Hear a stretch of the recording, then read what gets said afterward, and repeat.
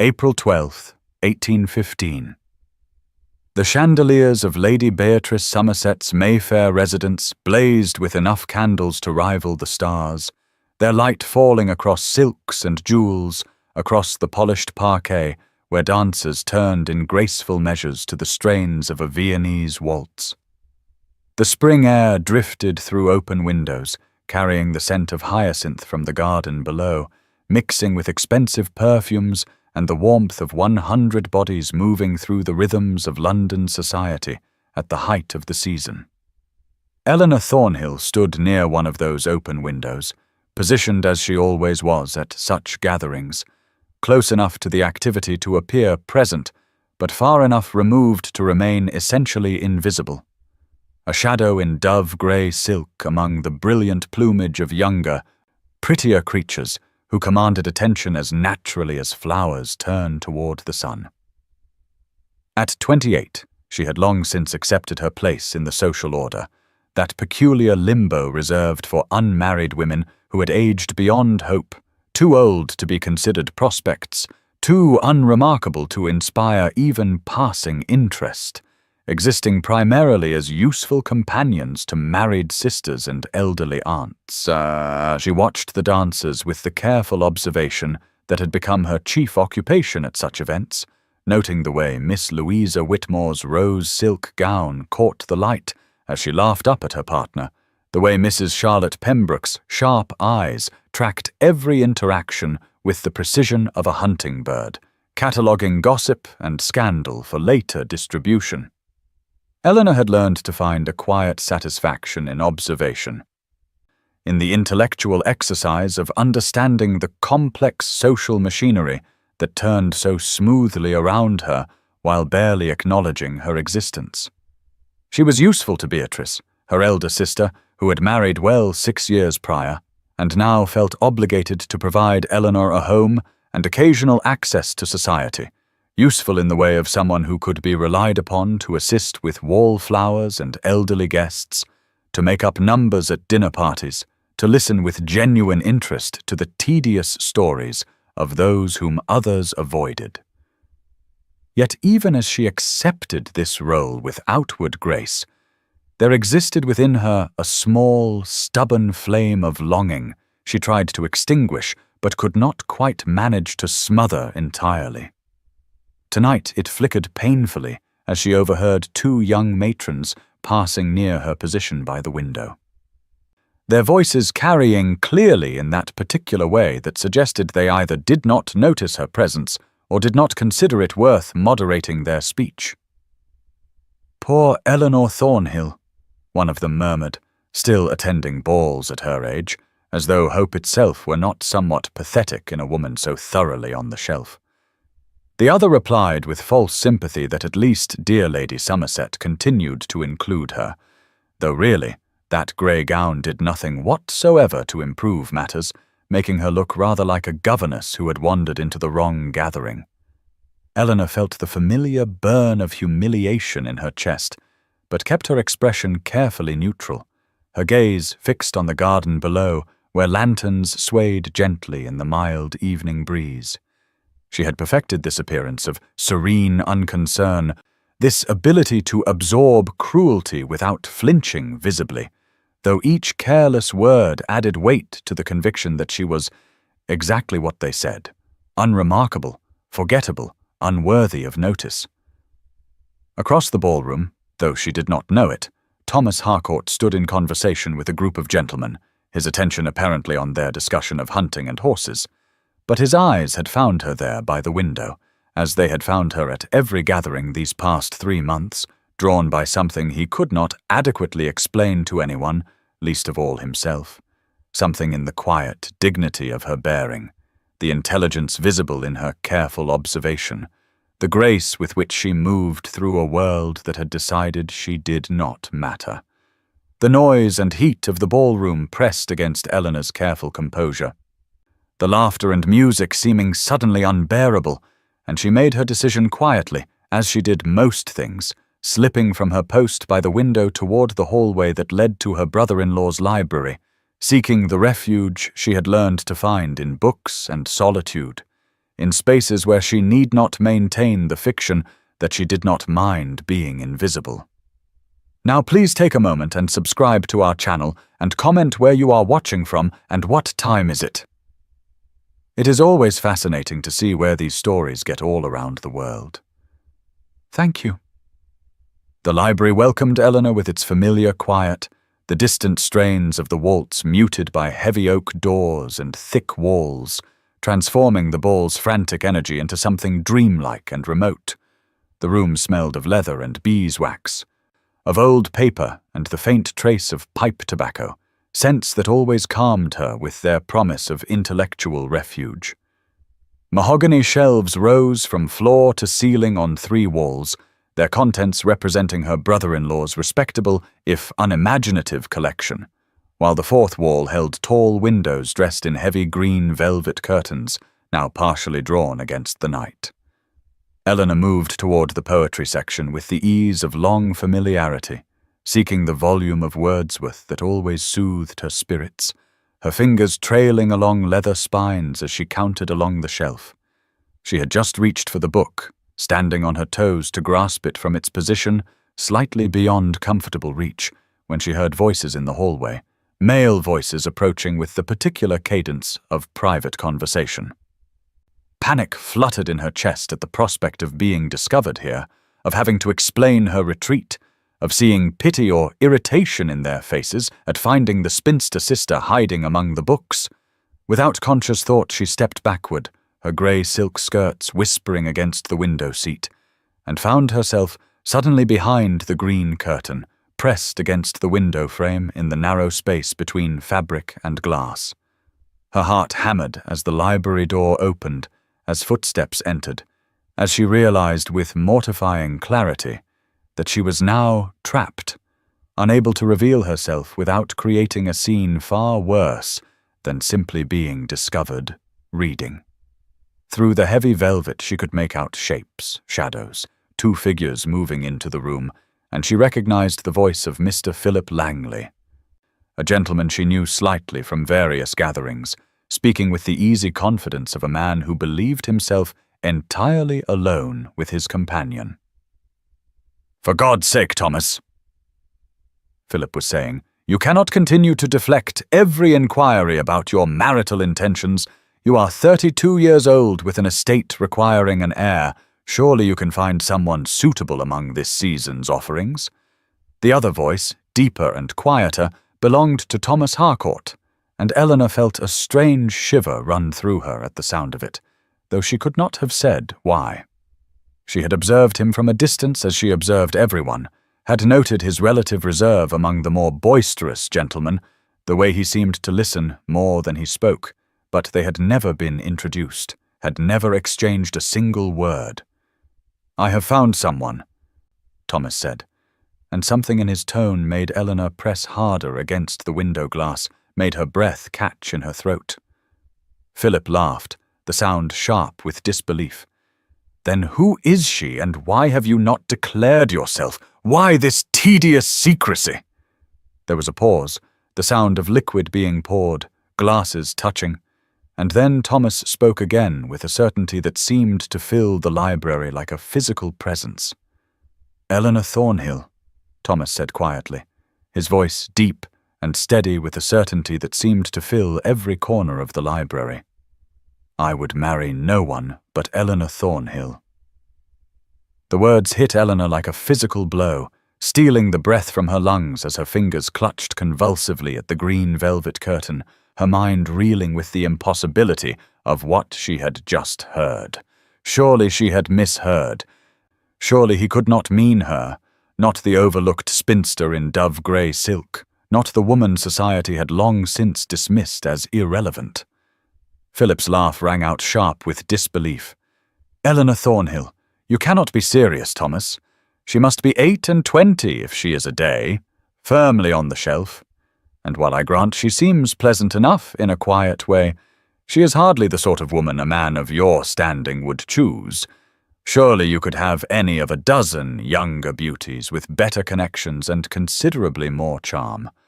Eleanor felt each word like a knife twisting in her chest, confirming every cruel assessment she had ever made of herself, and she waited with sick dread for Thomas to laugh as well, to reveal this as the jest she knew it must be. Instead, his voice came again, harder now, edged with frustration. She is 28 years old and possesses more intelligence and grace than all those vapid beauties combined. I have watched her these past 3 months at every gathering. Have you never noticed the kindness with which she speaks to wallflowers and elderly guests whom everyone else ignores? The genuine interest she shows in their tedious stories? The way her eyes light with wit when she thinks no one is observing? There was the sound of footsteps, pacing perhaps, and Thomas continued with growing passion. She has the most remarkable eyes, Philip, grey-green like the sea in winter, and when she smiles, which is rare enough, it transforms her entire countenance. She reads poetry and philosophy. I have seen the books she selects from her brother-in-law's library. She thinks deeply about the world rather than merely existing on its surface, concerned only with fashion and gossip. Philip sputtered a response, but Thomas overrode him. I am tired beyond measure of this society that values nothing but youth and conventional beauty, that discards women of worth simply because they have reached an arbitrary age. Eleanor Thornhill has more substance in her smallest finger than Miss Louisa Whitmore possesses in her entire decorative person, and I will court her properly and marry her if she will have me, regardless of what gossips like Mrs. Pembroke choose to say about it. Eleanor's heart hammered so violently she feared they must hear it through the curtain, her whole body trembling as she pressed against the window glass, the cool pains doing nothing to calm the fever that seemed to consume her. This could not be real. Men like Thomas Harcourt did not notice women like her, did not see past the plainness to whatever qualities he claimed to admire. Surely this was some elaborate cruelty she could not yet comprehend. Philip's voice came doubtful and concerned. If you are certain, Thomas, though I confess I cannot fathom it, but you risk becoming a laughing-stock. You know that. And Thomas replied with finality, I am certain. I have never been more certain of anything. Now let us return to this tedious ball before we are missed. I have a courtship to plan. Their footsteps moved toward the door. It opened and closed, and Eleanor stood frozen behind the green curtain, her legs weak beneath her, her mind spinning with confusion and disbelief, and something that might have been hope if she dared allow herself to feel it. But she had learned long ago that hope was the most dangerous indulgence a woman in her position could permit, and so she remained hidden, clutching the curtain, trying to convince herself she had imagined the entire impossible conversation. Eleanor remained behind the green curtain for several minutes after the library door closed, her legs trembling so violently she feared they would not support her weight, her mind replaying Thomas Harcourt's words in an endless loop that made no more sense with repetition than they had upon first hearing. Surely she had misunderstood. Surely there was some explanation that would make this strange declaration reasonable and impersonal rather than the impossible thing it seemed to be. She forced herself to breathe slowly, to smooth the dove-grey silk of her skirts with shaking hands, to compose her features into the serene mask she had perfected over years of social invisibility before she finally emerged from her hiding place and made her way back toward the ballroom on unsteady feet. The noise and heat struck her like a physical blow after the library's quiet sanctuary. The waltz had given way to a livelier country dance, and the room seemed somehow both exactly as she had left it, and utterly transformed, as though she were seeing it through new eyes that could not quite focus properly on familiar scenes. She moved instinctively toward her usual station near the windows where the wallflowers congregated, but before she reached that safe haven, her eyes found him, almost against her will. Thomas Harcourt stood near the refreshment table in conversation with an older gentleman. His dark evening clothes elegant without ostentation, his posture erect but not stiff, and even from across the crowded room she could see the intelligence in his eyes as he listened to his companion's words. Had he always looked thus? Had she simply never truly observed him before?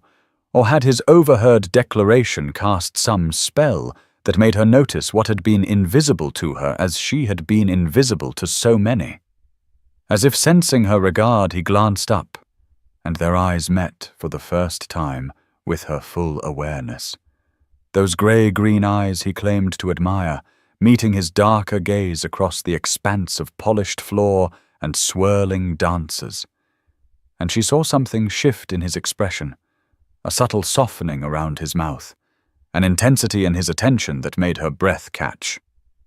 He excused himself from his conversation partner and began to move toward her with clear purpose, weaving through the clusters of guests with easy grace, and Eleanor's heart hammered against her ribs as panic and hope warred within her chest. What would she say to him? How could she possibly speak to him, knowing what she now knew without revealing that knowledge? But before he could reach her side, Miss Louisa Whitmore materialized, as if conjured by Eleanor's doubts, the golden-haired beauty in her fashionable white silk gown, intercepting Thomas with a brilliant smile and a flutter of her fan. And Eleanor watched as propriety demanded he pause, as Louisa laid one delicate hand on his sleeve and engaged him in conversation that seemed designed to captivate. Eleanor's brief moment of impossible hope crumbled like sand. Of course, this had been jest or delusion. Look at Louisa with her youth and beauty and charm. Look at the ease with which she commanded Thomas's attention while Eleanor stood forgotten by the windows. This was the natural order of their world, and she had been foolish to imagine otherwise, even for the span of a few racing heartbeats. She turned away before she could see more, before the tears that suddenly burned behind her eyes could betray her, and found her sister Beatrice at her elbow, wearing an expression of unusual concern. "Are you quite well, Eleanor? You look rather flushed. Perhaps you should sit down." And Eleanor nodded mutely, allowing herself to be guided to a chair in the corner, grateful for any excuse to hide her confusion and the treacherous hope she could not quite extinguish, despite every rational argument against it. Eleanor had not slept the night after Lady Somerset's ball. She had lain awake in her small bedroom in the Somerset townhouse, replaying Thomas Harcourt's impossible words until they lost all meaning and became mere sounds without sense. And by the time pale dawn light crept through her curtains, she had convinced herself with the cold logic of morning that she had misunderstood, or that he had been speaking in jest, or perhaps making some philosophical point to Philip Langley that had nothing to do with actual courtship intentions. She dressed in a simple pale blue morning gown, with none of the care she might have taken had she believed anything would come of yesterday's overheard conversation, and she spent the morning hours helping Beatrice respond to correspondence and reviewing household accounts, grateful for mundane tasks that kept her treacherous mind from wandering back to grey-green eyes and words about intelligence and grace that surely had not meant what they seemed to mean. The afternoon stretched long and quiet, as was typical for calling hours when few visitors bothered to pay attention to the Somerset residents, unless some particular social obligation demanded it. And Eleanor sat in the drawing-room with her embroidery making uneven stitches while Beatrice read from the morning papers and commented on various society notices with the detached interest of one whose own position was secure. When the butler appeared in the doorway at precisely 3 o'clock with his silver tray bearing a single calling card, Eleanor glanced up without interest, expecting some tedious acquaintance of her brother-in-law, but Beatrice's sharp intake of breath made her look again, and she saw her sister staring at the card with an expression of absolute astonishment before Beatrice said in a voice gone suddenly strange, "It is Mr. Thomas Harcourt. He asks if he might pay his respects to Miss Eleanor Thornhill specifically." The embroidery hoop fell from Eleanor's nerveless fingers to the carpet as her heart began that same wild hammering it had achieved behind the library curtain. This could not be happening. This was not real. And yet Beatrice was already instructing the butler to show Mr. Harcourt in, was already turning to Eleanor with wide eyes and a dozen unspoken questions written clearly on her face. Eleanor had no time to compose herself, no time to prepare any defense against whatever cruel game this must surely be, before Thomas Harcourt entered the drawing-room looking perfectly composed in his afternoon coat and breeches, his dark hair neatly arranged, his expression formal but with something warm in his eyes as his gaze found Eleanor and held there for a moment that seemed to stretch beyond the bounds of normal time. He bowed to Beatrice with perfect propriety. "Lady Somerset, thank you for receiving me." And then he turned to Eleanor and bowed again. "Miss Thornhill, I hope I find you well this afternoon." And his voice was exactly as she remembered from the library, deep and steady and somehow intimate despite the formality of his words. Eleanor rose on shaking legs and managed a curtsy, though she could not, for her life, find her voice. While beside her, Beatrice recovered enough to gesture toward the chairs and offer refreshment with the automatic grace of years of social training, though her confusion was palpable in every movement.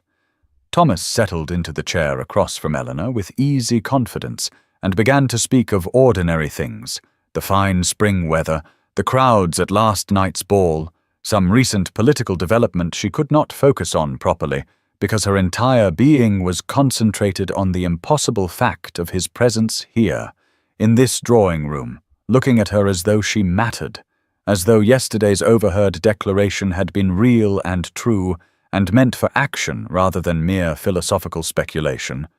And Eleanor felt her carefully constructed skepticism begin to crack under the weight of his steady attention and the genuine interest in his grey eyes when he asked her opinion on some matter she barely comprehended. Eleanor found her voice at last when Thomas asked whether she had read the recent translation of Goethe's work that had been circulating among London's more literary circles, and she heard herself responding with more animation than she had intended. "Yes, I have read it and found the translation somewhat lacking in capturing the nuances of the original German, though I suppose any translation must lose something in the crossing from one language to another," and she saw surprise flicker across his features, followed by unmistakable interest as he leaned forward slightly in his chair and said, "You read German then, Miss Thornhill? I had not realized you were accomplished in languages." And the genuine curiosity in his tone loosened something tight in her chest, so that she found herself explaining how her father had believed in education for both his daughters. Though Beatrice had found languages tedious, while Eleanor had discovered in them a kind of freedom, a window into other worlds and ways of thinking. Thomas listened with an attention so complete it was almost disconcerting, his grey eyes never leaving her face, and when she paused, uncertain whether she had said too much, he began to speak of his own love of literature and philosophy, of the isolation he had felt at university surrounded by young men who cared only for sport and drinking while he had wanted to discuss ideas and meaning, and Eleanor felt the strangest sensation as though she were seeing herself reflected in another person for the first time in her life. Another soul who had felt the particular loneliness of being interested in things the world deemed unimportant or unfashionable. They spoke of books, and she forgot to guard her words, forgot to make herself small and unremarkable, and instead found herself debating with him the merits of Milton's later work compared to his earlier poetry, arguing her position with the eloquence she usually suppressed. And when he smiled at something, she said about Paradise Regained being the more mature work she felt. Warmth bloomed in her chest that had nothing to do with the afternoon sunlight streaming through the drawing-room windows. Beatrice sat forgotten in her chair by the fireplace, her embroidery lying idle in her lap as she watched this exchange with an expression Eleanor could not quite interpret, something between astonishment and cautious hope.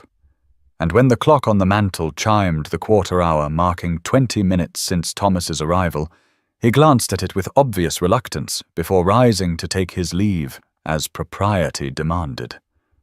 He bowed to Beatrice and thanked her for her hospitality, then turned to Eleanor and said with careful formality that barely concealed something warmer beneath, "Miss Thornhill, I wonder if I might have permission to call again, perhaps tomorrow afternoon, if that would be convenient. I find I have much enjoyed our conversation and would welcome the opportunity to continue it," and Eleanor managed to nod her agreement, though her voice had fled again under the intensity of his regard and the impossible reality of Thomas Harcourt asking permission to see her again, actually requesting another meeting, as though her company held value worth seeking. Thomas called every afternoon for the next 1 days without fail, and with each visit Eleanor felt her skepticism give way by small degrees to something more dangerous, a cautious hope that perhaps what she had overheard in the library had been genuine after all. And by the morning of April 20th, when he sent a note requesting permission to take her for a promenade in Hyde Park that afternoon, she found herself actually caring about her appearance in a way she had not allowed herself to care in years. Beatrice had insisted on lending her a rose-colored walking dress of fine muslin with delicate embroidery at the hem, far finer than anything Eleanor owned herself, and as her lady's maid arranged her hair with more attention than usual, Eleanor caught sight of her reflection and thought perhaps she did not look entirely hopeless. Perhaps there was something in her eyes that made Thomas Harcourt call day after day with that steady attention that never wavered. He arrived at precisely 4 o'clock, driving a fine curricle with matched bays, and he handed her up with such care, his grey eyes warm as they met hers, that Eleanor felt her heart lift with something close to happiness as they set off toward the park through streets busy with afternoon traffic and golden with the late April sun that had finally burned through the morning's clouds. Hyde Park was crowded with the fashionable world taking advantage of the mild spring weather, and everywhere Eleanor looked, she saw cherry blossoms drifting like snow from the trees lining the pathways, coating the ground in pale pink petals that seemed almost too beautiful to be real. And for a few minutes she let herself simply enjoy the beauty of the day and the solid warmth of Thomas's arm under her gloved hand as they joined the stream of elegant couples and families promenading along the main avenue. But it did not take long before Eleanor became aware of the stares following their progress, the heads turning as they passed, the whispers that were not quite quiet enough to be inaudible, and when they walked past a group of society matrons gathered near the Serpentine, she heard Mrs. Carr, Charlotte Pembroke's carrying voice, say quite clearly, "Well, I never thought to see Thomas Harcourt reduced to such desperation. Surely there must be some young lady of appropriate age and appearance if he is truly determined to marry." And another voice responded with barely suppressed laughter. "Perhaps it is a wager. You know how these gentlemen amuse themselves. I give it a fortnight before he drops the pretense." Eleanor felt the blood drain from her face and her steps faltered, all the joy of the afternoon turning to ash in her mouth, as those casually cruel words confirmed every doubt she had been trying to suppress, every fear that this was too good to be true, too impossible to be genuine, and she felt Thomas's arm tense beneath her hand, felt him glance down at her with sudden sharp attention as though he had heard what she heard, and could read in her face exactly what damage those words had done. They walked on in silence for several minutes while Eleanor tried to compose herself and failed, tried to think of some graceful way to end this charade before she was hurt any worse. And finally, as they reached a quieter section of the path away from the main crowds, Thomas stopped and turned to face her directly, his expression serious and his grey eyes searching her face with an intensity that made her want to look away. But she found she could not. "Miss Thornhill," Thomas said quietly, and there was something in his voice that made Eleanor's eyes sting with unshed tears, something urgent and raw that she had not heard from him before. "I must ask you directly whether you doubt the sincerity of my attentions."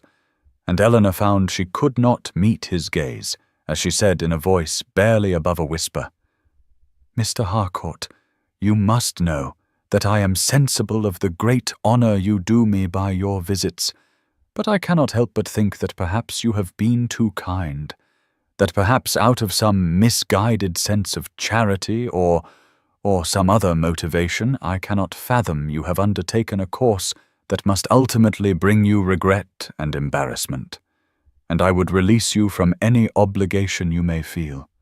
I would not have you continue this if it is born of anything other than genuine regard, because I could not bear. I could not. Her voice broke, and she stopped speaking, horrified to feel tears threatening to spill over, and when Thomas took her elbow and guided her firmly off the main path to a secluded bench half hidden by flowering shrubs, she let him lead her because she had no strength left to resist, no defences remaining against the weight of Mrs. Pembroke's cruel words and all the doubts they had awakened. They sat, and Thomas turned to face her fully, his grey eyes intense and his jaw tight with barely controlled emotion as he said, "Eleanor," and the use of her Christian name shocked her into looking at him, "I am going to tell you something I had not intended to reveal quite so soon, but I see now that you will not believe me without complete honesty. I overheard what Mrs. Pembroke said, and I heard also what the other woman implied about wages and pretense, and I tell you now that every word was poison and lies." He leaned forward, and his hand moved as though he would take hers, but propriety held him back by the barest margin, leaving his fingers hovering near hers on the bench between them, as he continued, "I began calling on you because I have admired you from a distance for 2 years. Since the first evening I saw you at a musicale standing alone by the window while everyone else chatted about nothing, and I watched you listening to the music with such complete attention, such genuine appreciation, that I knew you were different from every other woman in that room, and in every room since I have seen you, and wished for the courage to approach you and tell you that your mind, your kindness, your grace are worth more than all the youth and beauty that society prizes so highly." Eleanor felt tears slip down her cheeks as Thomas's voice grew more passionate, felt something crack open in her chest as he said, "I do not ask you to trust me blindly, but I beg you to give me time to prove myself, to show you through my constancy and my devotion that what I feel is real and lasting, and I swear to you on my honor that this is no game, no wager, no charity, but simply a man who has found the one woman in all of England he wishes to know, to truly know, and perhaps, if she will permit it, to love." The 14 days that followed were a revelation to Eleanor, for Thomas called without fail each afternoon, and the pattern of their conversations deepened from cautious exchanges about books and music into something far more intimate, a genuine meeting of minds and hearts that Eleanor had never imagined possible. And by the evening of May 4th, when Beatrice arranged a private dinner party at the Somerset residence, with Thomas and Philip Langley among the carefully selected guests, Eleanor found herself actually looking forward to the evening, rather than dreading it as she once would have done. She wore a gown of deep green silk that Beatrice had insisted upon, a colour that brought out the hazel in her eyes that Thomas had once mentioned admiring, and when he arrived precisely at 7 o'clock, and his gaze found her across the drawing-room, she saw something kindle in his grey eyes that made her breath catch, a warmth and appreciation that still astonished her even after 2 weeks of his devoted attention. The dinner itself passed in a pleasant blur of conversation, with Beatrice's husband, Lord Somerset, holding forth on political matters, and Philip Langley entertaining the table with anecdotes from his travels. But Eleanor was most aware of Thomas seated across from her, of the way his eyes returned to her face again and again, of how when she ventured an opinion on the Catholic question, he leaned forward with genuine interest and asked her to elaborate, treating her thoughts with a respect that made her feel for the first time in her life that her mind was not merely tolerated, but truly valued. After dinner, when the gentlemen rejoined the ladies in the drawing-room rather than lingering over port, a breach of custom that Beatrice noted with raised eyebrows, Thomas came directly to Eleanor's side and said quietly that he had been counting the minutes until he could speak with her again.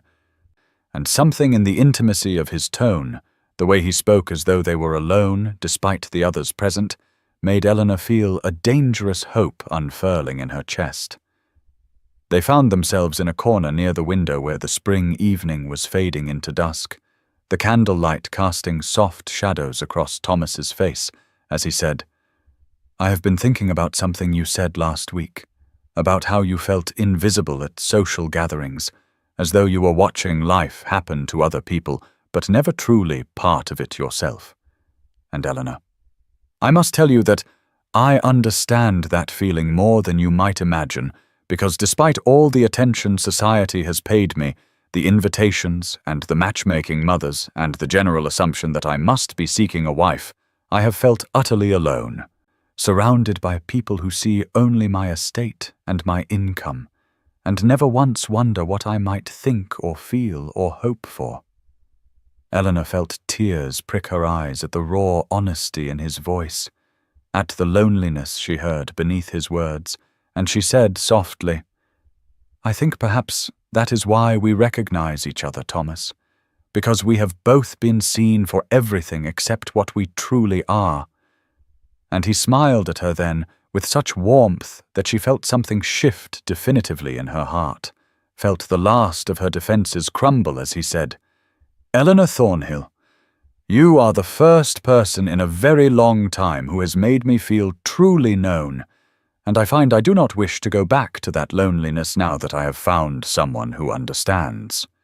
The invitation had arrived 3 days after that transformative evening at the Somerset residence, delivered in Thomas's own hand rather than sent by servant, and when Eleanor unfolded the heavy cream paper she found not a formal card, but a letter in his distinctive script asking if she would do him the honour of visiting Harcourt Manor in the countryside so that she might see his home and meet the people who depended upon him. For he wrote he could not properly court her without showing her the life he hoped they might one day share. And the intimacy of that hope expressed so directly made Eleanor's hands tremble as she read.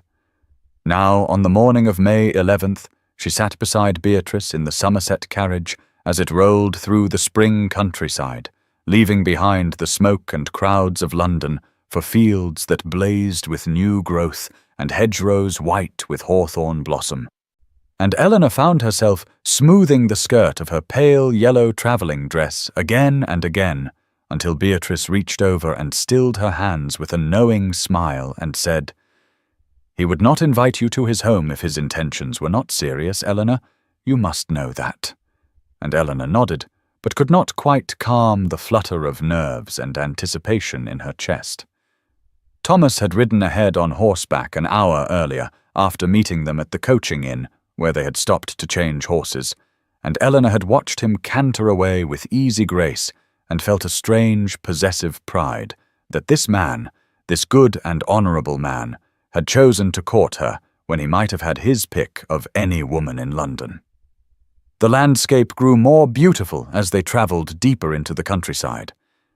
Rolling hills giving way to parkland, where sheep grazed beneath massive oak trees, and then the carriage turned through a pair of stone gates topped with carved falcons, and Eleanor caught her first glimpse of Harcourt Manor, rising at the end of a long drive lined with lime trees. The house was not one of the immense palatial estates that dominated the countryside, but rather a gracious manor of golden stone with mullioned windows that caught the midday sun and climbing roses already beginning to bloom around the entrance, and something about its proportions, its sense of being a true home rather than merely a display of wealth, made Eleanor's throat tighten with emotion. As the carriage drew to a halt, Thomas appeared at the top of the steps, flanked by what appeared to be his entire household staff, assembled to greet them.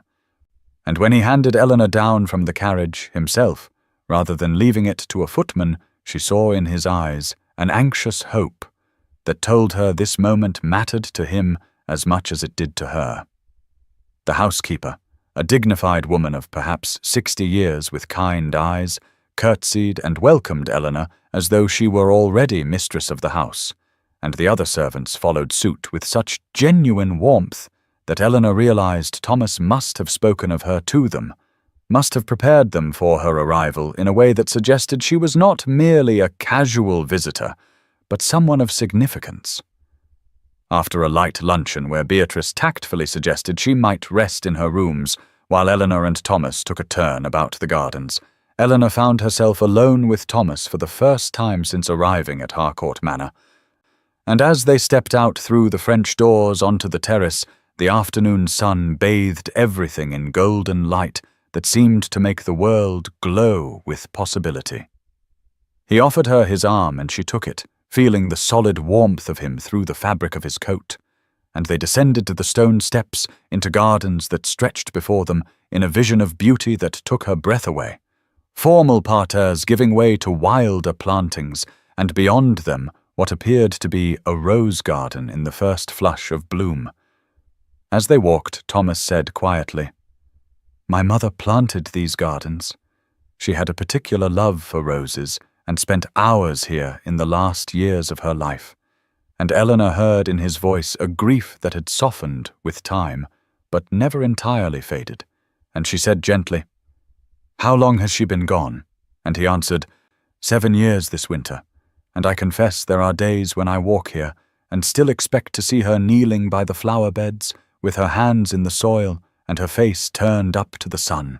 Eleanor felt tears prick her eyes at the love in his voice, and she said, "She must have been remarkable to have raised such a son."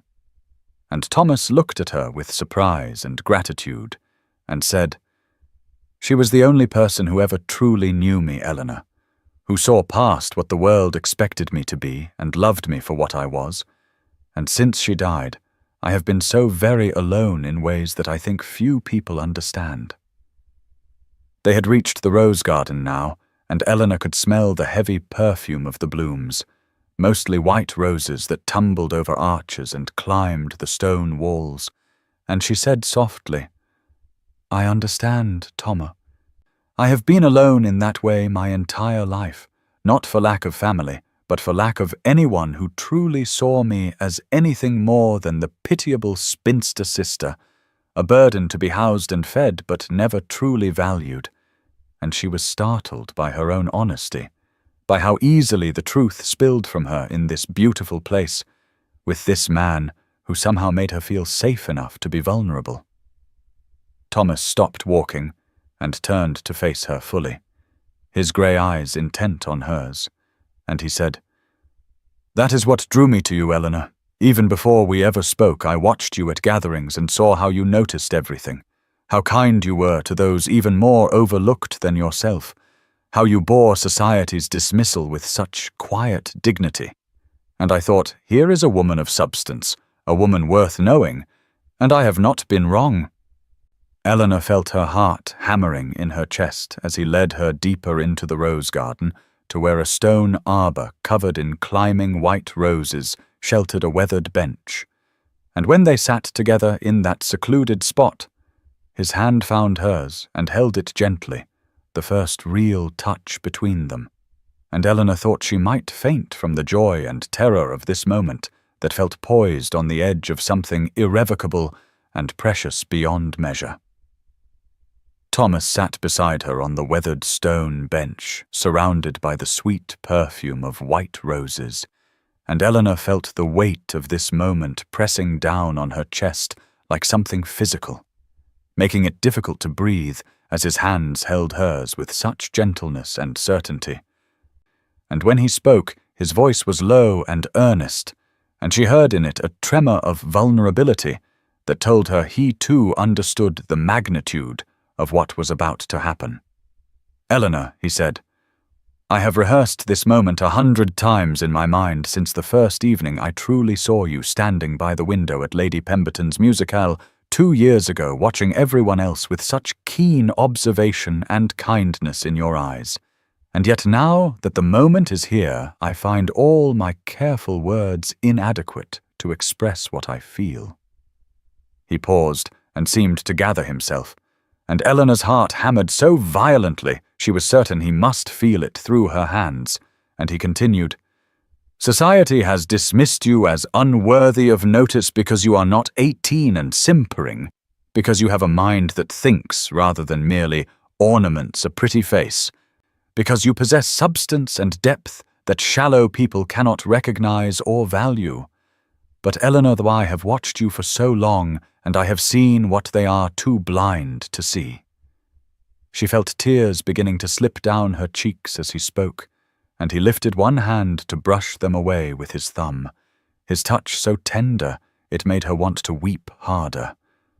And he said, "I have seen your intelligence and wit, the way you notice everything, and understand the unspoken currents in every room.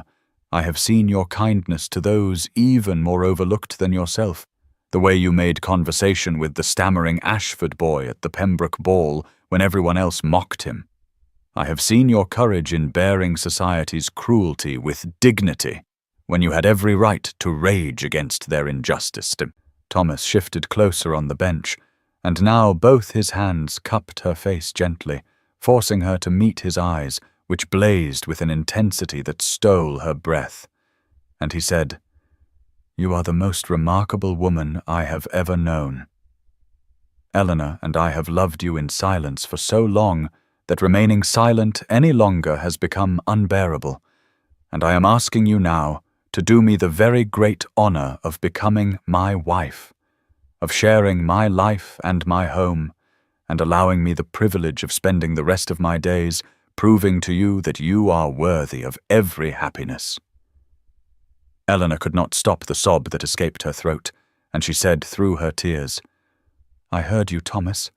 That first night at Beatrice's ball, I was hiding behind the library curtain when you told Philip you would marry no one but me, and I thought it must be mockery or madness, because why would you want me? But you have been so patient and kind, and I have been so afraid to believe this was real." Thomas made a sound that was half laugh and half something closer to a sob himself, and he said, "Then you knew even before I properly courted you. Oh, Eleanor, all this time you have been testing my sincerity, and I did not understand why you seemed so wary. But I am glad you heard, because now you know this is no sudden fancy, but a love that has been growing in me for years." She reached up and touched his face wonderingly, feeling the slight roughness of his jaw, and she whispered, "Yes, Thomas, yes, I will marry you." And as she spoke, he pulled a ring from his waistcoat pocket, an emerald set in gold that gleamed in the late afternoon light, and he slipped it onto her finger, saying, "This was my mother's, and she would have loved you as I do, for she too valued substance over superficiality, and she taught me to see what truly matters in a person." And Eleanor looked at the ring through her tears and thought she had never seen anything so beautiful in her life. For a long moment after Eleanor whispered yes, they simply sat together on the stone bench beneath the white roses, with his mother's emerald ring gleaming on her finger and the late afternoon sun casting everything in gold. And then Thomas drew her to her feet and pulled her into his arms with a tenderness that made her feel both infinitely precious and entirely safe. And Eleanor, who had spent 28 years believing herself unworthy of such an embrace, felt something deep within her chest crack open and flood with warmth as she rested her head against his shoulder and felt his heart beating steady and strong beneath her cheek. "Thomas," she whispered, and he said, "Eleanor," and the simple exchange of their Christian names felt like a claim and a promise, an intimacy that marked the shift from courtship to something deeper and more permanent. And when he tilted her chin up gently with his fingers and looked into her eyes with such love that it stole her breath, she thought she had never imagined anyone could look at her this way, as though she were beautiful and valuable and utterly cherished.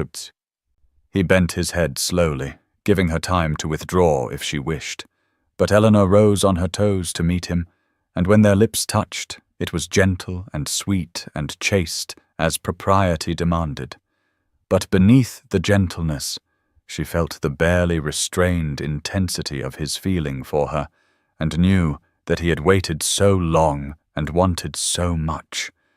And when they finally drew apart, she was trembling, and he steadied her with his hands on her shoulders and said with a shaky laugh, "I have imagined this moment for 2 years, Eleanor, and the reality is more wonderful than any fantasy could be." She looked down at the ring on her finger, turning her hand to catch the light, and said wonderingly, "I still cannot quite believe this is happening, that you chose me of all the women you might have had." And Thomas took her hand and raised it to his lips and kissed her fingers just above where the emerald gleamed and said, "You speak as though you were my second choice or a consolation prize, when the truth is there has never been anyone else, Eleanor, from the moment I first truly saw you at that musicale 2 years ago. Every other woman has seemed pale and insubstantial by comparison, and I count myself the most fortunate man in England that you have agreed to be my wife." They walked slowly back through the rose garden as the sun sank lower and the shadows lengthened, and Thomas kept his arm around her waist in a possessive protectiveness that would have been scandalous before their engagement, but now was perfectly proper, and Eleanor leaned into him, thinking how strange and marvelous it was that just 1 month ago she had been invisible and resigned to permanent spinsterhood, and now she was engaged to a man who loved her truly and saw her fully and wanted to spend his life with her. When they reached the terrace, Thomas said, "We should tell Beatrice and make plans to return to London tomorrow, so we might announce our engagement properly." And though Eleanor felt a flutter of anxiety at the thought of facing society as his betrothed, she looked at his strong profile in the fading light and felt certainty settle over her that whatever gossip and cruelty awaited them in London, she could bear it because she would not be facing it alone. And she said, "Yes, let us return tomorrow and face them all together." And Thomas squeezed her hand and led her inside to share their joy with her sister and begin planning the life they would build together. The Somerset ballroom blazed with candlelight on the evening of May 14th, and Eleanor stood at the top of the marble staircase with Thomas beside her, and his hand warm and steady at the small of her back, and she could see the sea of upturned faces below gazing up at them with expressions ranging from stunned disbelief to barely concealed malice. And she felt her courage waver for just a moment before Thomas leaned close and whispered, so only she could hear, "You are the most beautiful woman in this room. Eleanor and I am the proudest man in England." And his words steadied her enough that she lifted her chin and allowed him to guide her down the stairs into the glittering crowd that parted before them like water before the prow of a ship. Beatrice had outdone herself in planning this announcement ball, and the ballroom was festooned with white roses that reminded Eleanor of the garden at Harcourt Manor, where Thomas had proposed just 3 days earlier. And as they reached the bottom of the stairs, Eleanor heard the whispers beginning to ripple through the assembly like wind through wheat, shocked exclamations barely concealed behind fans and gloved hands. Mrs. Pembroke stood near the refreshment table resplendent in purple silk, and Eleanor watched as the older woman's face cycled through surprise and disapproval and finally settled into an expression of calculated interest. And Thomas must have noticed too, because his hand tightened protectively on Eleanor's waist as they moved through the crowd, accepting congratulations that ranged from genuine warmth to thinly veiled incredulity. Miss Louisa Whitmore approached with her mother, and the young beauty's perfect face showed naked confusion as she said in her crystalline voice, "Mr. Harcourt, I must confess myself utterly shocked by this news. I had not realized you were even acquainted with Miss Thornhill." And Thomas replied with a coolness that made Eleanor want to kiss him. "Miss Thornhill and I have been acquainted for several years, and I have admired her greatly for all that time, and I count myself fortunate beyond measure that she has agreed to be my wife." Philip Langley was there too, looking pleased and amused as he clapped Thomas on the shoulder and said, "I told you, Harcourt, that you were making the best decision of your life. Miss Thornhill is a remarkable woman, and I wish you both every happiness." And Eleanor felt a rush of gratitude toward Thomas's friend, who had witnessed his declaration in the library that first night, and had clearly come to accept what society still struggled to comprehend. The orchestra began playing a waltz, and Thomas turned to Eleanor and said loud enough for those nearby to hear, "My dear, may I have the honor of the first dance with my betrothed?" And Eleanor placed her hand in his and allowed him to lead her onto the floor, where they took position among the other couples. And as the music swelled and Thomas swept her into the turning figures of the dance, Eleanor felt every eye in the ballroom fixed upon them and heard the whispers rising to a crescendo of speculation and judgment. But then Thomas looked down at her with such open adoration that the crowded ballroom seemed to fade away, and there was only the two of them moving together in perfect harmony. And he said softly, "Let them talk, Eleanor. Let them whisper and wonder and criticize. None of it matters, because I have you and you have me, and our happiness does not require their approval or understanding." And Eleanor looked up into his face and felt the last remnants of her fear and doubt dissolve like morning mist. The waltz ended, and Thomas led Eleanor from the floor with his hand possessive at her waist, and they found themselves immediately surrounded by a cluster of society matrons, led by Mrs. Pembroke, who smiled with all the warmth of winter frost and said in her carrying voice, "Miss Thornhill, I must say this is quite the unexpected match, and we are all simply astonished at Mr. Harcourt's choice. But then, I suppose there is no accounting for taste, and some gentlemen prefer a quieter sort of companion." And Eleanor felt the barb land precisely as intended, but before she could formulate any response, Thomas said with steel beneath his courteous tone, "Indeed, Mrs. Pembroke, I have always found that true gentlemen prefer intelligence and grace to mere superficial beauty, and I count myself fortunate that I possess the discernment to recognize genuine worth when others might foolishly overlook it." The silence that followed was sharp enough to cut, and Eleanor watched Mrs. Pembroke's face flush with colour as the older woman realized she had been subtly but unmistakably rebuked. And Philip Langley, who had been standing nearby, let out a barely suppressed laugh and said cheerfully, "Well spoken, Harcourt, and if I might add, Miss Thornhill, you look absolutely radiant this evening, and that emerald suits you perfectly." And Eleanor glanced down at the ring on her finger that caught the candlelight and glowed like green fire, and felt a rush of gratitude toward Philip for his consistent kindness. The evening continued with Thomas never leaving her side, and Eleanor noticed how his presence seemed to shield her from the worst of the gossip, though she could still feel the weight of judgment and speculation pressing in from all sides, and she found herself thinking how strange it was that just 5 weeks ago she had been invisible at these gatherings, and now she was the subject of every whispered conversation and speculative glance. Miss Louisa Whitmore drifted past on the arm of some young lord, and her beautiful face was marred by a pout of confused displeasure, as though she could not quite comprehend how the natural order of things had been so disrupted. And Eleanor felt a small, uncharitable flicker of satisfaction that the young beauty who had never known what it was to be overlooked was now experiencing the confusion of being passed over.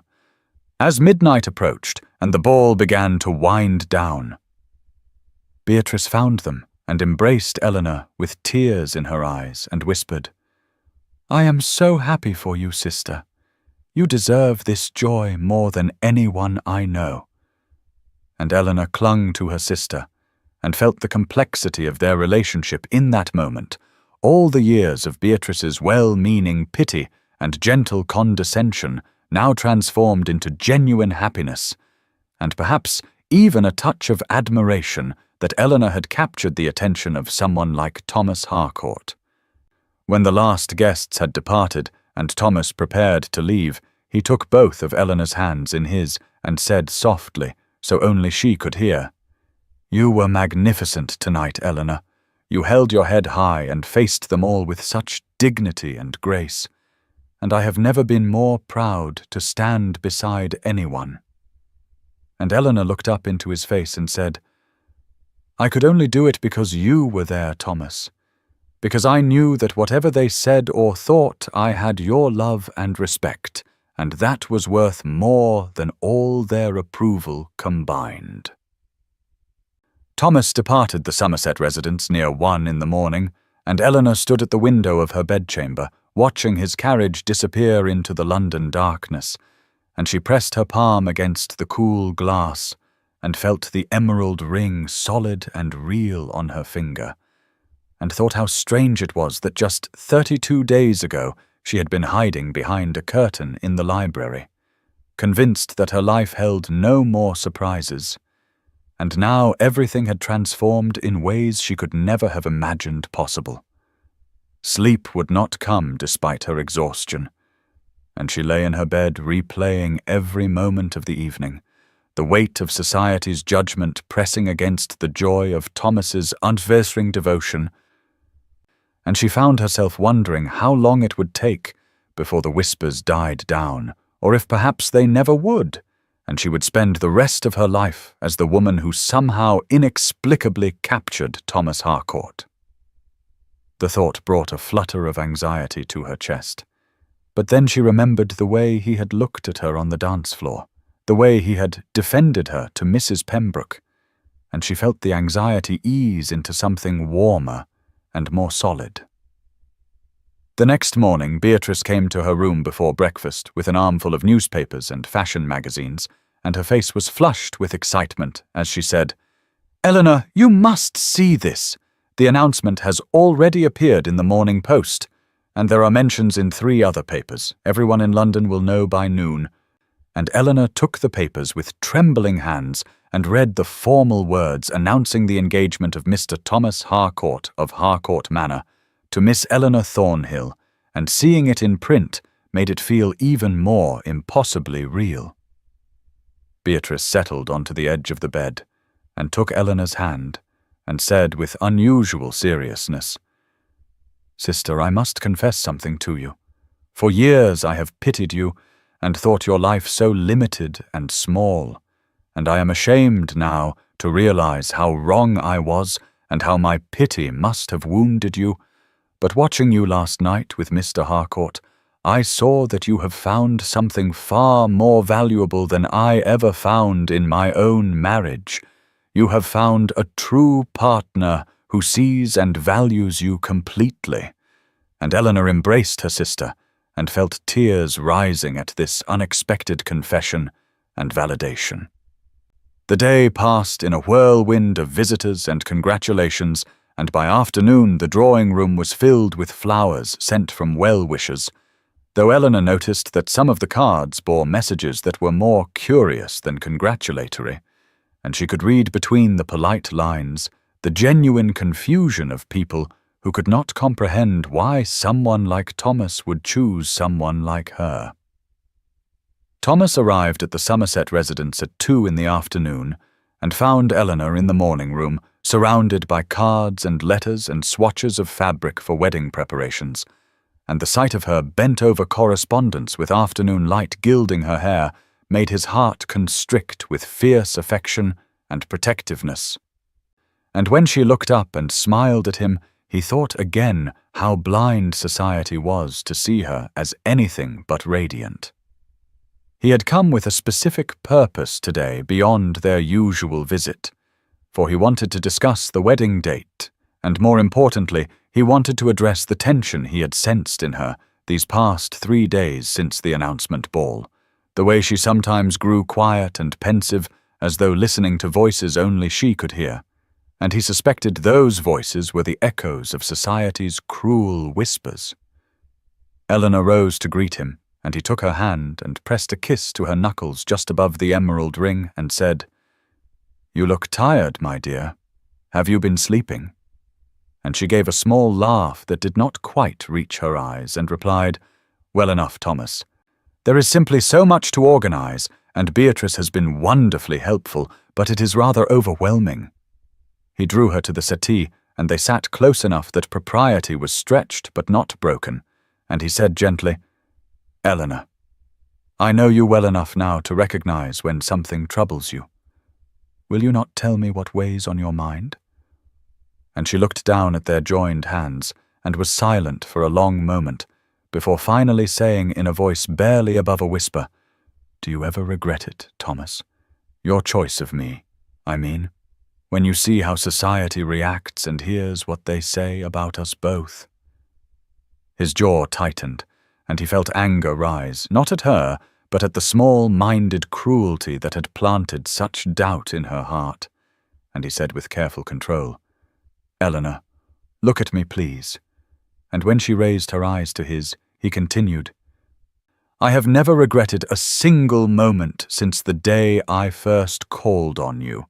In fact, my only regret is that I did not approach you sooner, and that I allowed society's foolish prejudices to make me hesitate even briefly.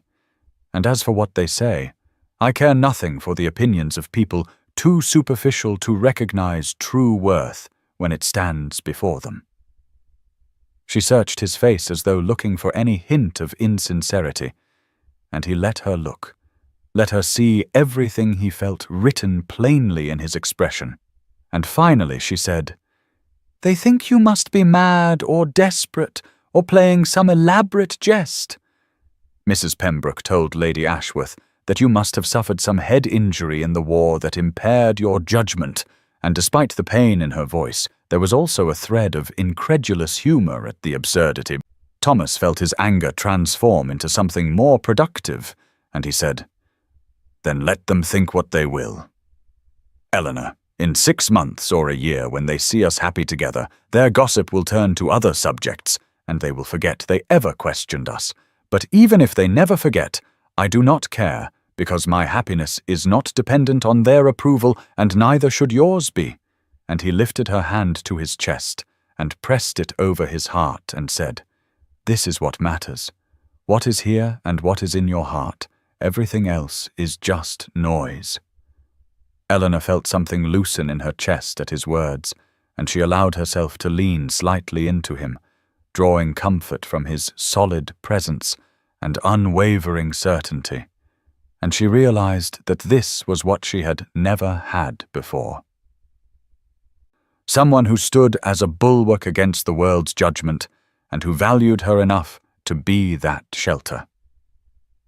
They sat in silence for several minutes, her hand still pressed to his chest where she could feel the steady rhythm of his heartbeat. And finally she said, "You are right, Thomas. I know you are right.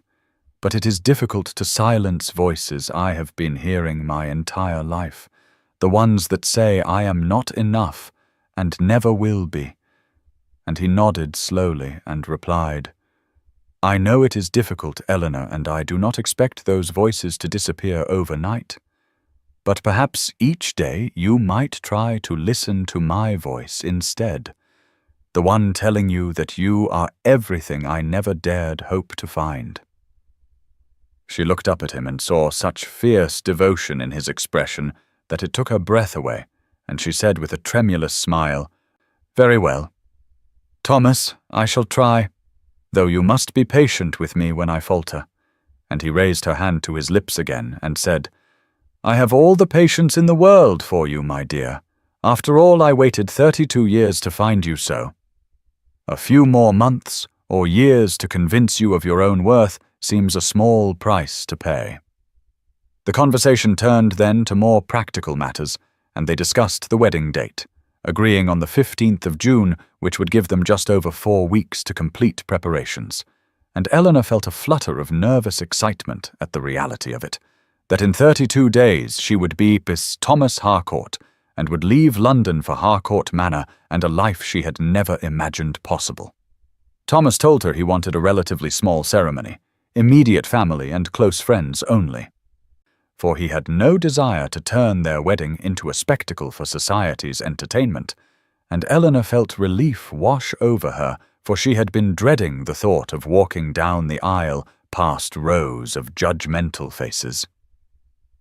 They discussed the guest list, and Eleanor was surprised to find it would number only about 40 people, including Beatrice and her husband, Philip Langley, a few of Thomas's relations from the countryside, and a small selection of their closest acquaintances, and Thomas said firmly, "I want our wedding to be a celebration, Eleanor, not a performance, and I want you to feel only joy that day, not anxiety about others' opinions." Beatrice entered the room then, carrying a tea tray, and her face brightened when she saw them sitting close together in easy intimacy, and she said, "I thought you might want refreshment. You have been talking for over an hour." And Eleanor realized with surprise that time had passed so quickly in Thomas's company that she had not noticed. Beatrice poured the tea with practiced grace and settled into the chair opposite them, and Eleanor noticed the way her sister's expression had softened over these past weeks from pity to something approaching admiration, as though seeing Eleanor through Thomas's eyes had altered her perception entirely. And Beatrice said, "I must confess, Thomas, I had my doubts when you first began calling. Not about your character, of course, but about whether Eleanor would allow herself to accept your regard.